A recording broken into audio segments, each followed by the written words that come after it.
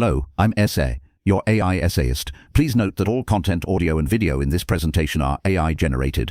As AI can sometimes produce inaccuracies, I encourage you to verify any factual information presented. With that in mind, let's begin. Aurelio Cassis 1896 treatise on the theory of the equilibrium of elastic solids represents an important contribution to the rigorous mathematical framework underpinning the field of elasticity. This essay examines Paci's work within its historical context, detailing its specific contributions, its immediate and later impact, and its reception among his contemporaries and subsequent researchers. The work addresses the complex problem of determining the internal stresses and strains within a solid material subjected to external forces, a challenge that had occupied some of the finest minds of the 19th century. The genesis of Paci's work lies in the earlier developments of continuum mechanics, pioneered by figures such as Augustin Louis Cauchy, George Green, and Simeon Denis Poisson. Cauchy, in particular, provided the foundational concept of stress as a tensor quantity, relating forces acting on a surface to the orientation of that surface. Green's work on potential theory offered a mathematical framework for solving boundary value problems in elasticity. Poisson extended these ideas, examining specific problems of wave propagation in elastic media and the behavior of solids under various loading conditions. These researchers established the fundamental equations governing the behavior of elastic materials, formulating relationships between stress, strain, and displacement. They typically assumed that the materials were homogeneous, isotropic, obeyed Hooke's law, which posits a linear relationship between stress and However, these initial formulations had limitations. Solving the equations of elasticity for arbitrary geometries and boundary conditions proved exceedingly difficult. Many early solutions relied on simplifying assumptions that restricted their applicability to idealized scenarios. Furthermore, the physical interpretation of some mathematical solutions remained unclear. Ambiguities persisted regarding the uniqueness and stability of solutions, particularly in complex geometries. Paci's 1896 treatise sought to address these challenges by providing a more comprehensive and mathematically rigorous treatment of the equilibrium problem. He focused on developing a systematic approach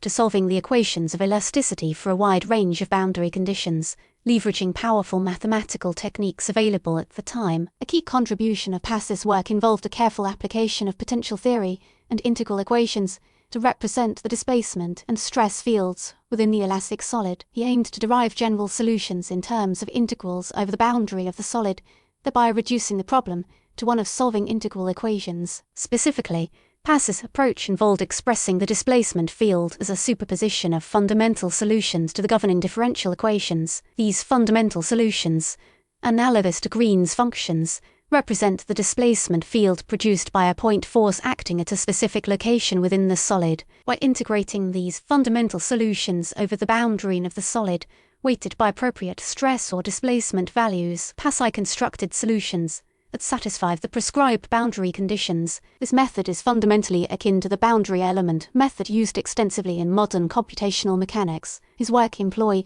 what are now understood as Fredholm integral equations of the first and second kind. He sought to express the unknown boundary values of stress or displacement in terms of known quantities, solving the resulting integral equations to determine the complete stress and displacement fields within the solid. A challenge inherent in this approach is the non-uniqueness of solutions to certain integral equations. Paci addressed this issue by imposing auxiliary conditions to ensure uniqueness and physical admissibility of the solutions. The mathematical sophistication of Paci's work involved manipulation of complex integrals and the application of theorems from potential theory. This required careful analysis of the convergence properties of the integrals and the smoothness of the boundary surfaces. Paci's work stands out for its meticulous attention to mathematical detail and rigor, making it a valuable resource for researchers seeking to understand the mathematical foundations of elasticity theory. The immediate impact of Paci's work is difficult to gauge precisely. Publications in pure mathematics and theoretical physics often require significant time to filter into engineering practice. While his treatise likely did not lead to immediate,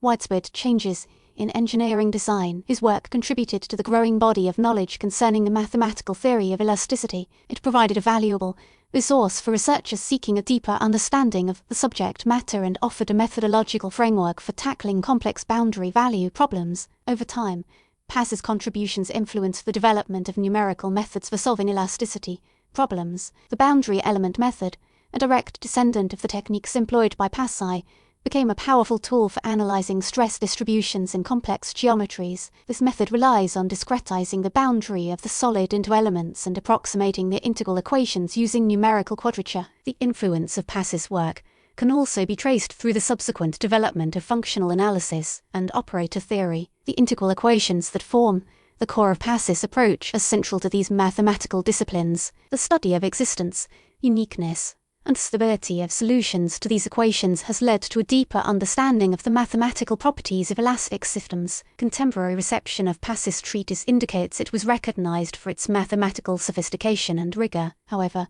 the inherent complexity of the methods presented likely limited its accessibility to a wider audience of engineers. Some researchers found the mathematical formalism to be excessively abstract, preferring more intuitive or experimentally based approaches. Others recognized the value of Paci's work as a foundation for more advanced theoretical developments. Critiques of Paci's work often centered on the practical difficulties of applying his methods to real-world engineering problems. Solving the integral equations required considerable computational effort, which was a significant limitation in the pre-computer era. Additionally, the assumption of perfectly elastic behavior is an idealization that neglects the effects of plasticity, creep, and other material nonlinearities. These limitations meant that Paci's work was primarily of interest to mathematicians and theoretical physicists, rather than practicing engineers. The historical context further reveals a growing tension between theoretical and applied approaches to elasticity. Some researchers favored purely mathematical investigations, focusing on the elegant formulation and rigorous solution of the governing equations. Others prioritized experimental studies